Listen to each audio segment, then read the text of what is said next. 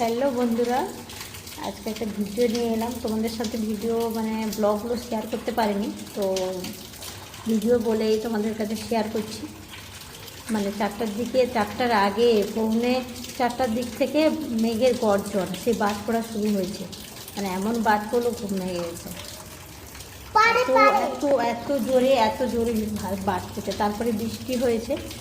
এই যে দেখাচ্ছি তোমাদের দিকে বৃষ্টি হয়েছে কিনা জানি না, বলতে পারছি না। আমাদের দিকে বৃষ্টি হয়েছে, ব্যাক ক্যামেরা করে দেখাচ্ছি। দেখেছো কেমন আবহাওয়া, বৃষ্টি হয়েছে কেমন।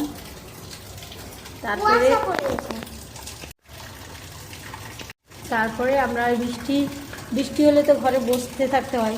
বসে থাকা মনে হয় কি কোথায় কি রয়েছে সেই সব বসে থাকা কাজগুলো।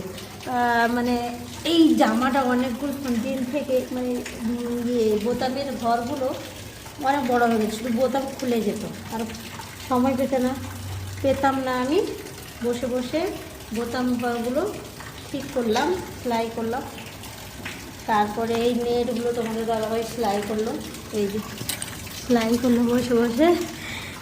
তারপরে এই নখ কেটেছি। এই দেখো নখগুলো কাটা হলো, মামের নখ কাটলাম। তোমাদের দাদাভাই একটু নখটা আমার সাইজ করে দিল। তারপরে এই যে বসে বসে দেখো কেমন নেল পালিশ করেছে, হাতে কেমন পড়েছে একা একা, হাতে পায়ে সব। পা কেমন করেছে দেখো। আর আমিও করে নিয়েছি বসে বসে, একদম পরে ফেলি।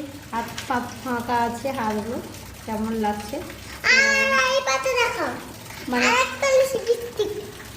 লিপস্টিক করেছে, দেখো লিপস্টিক করেছে।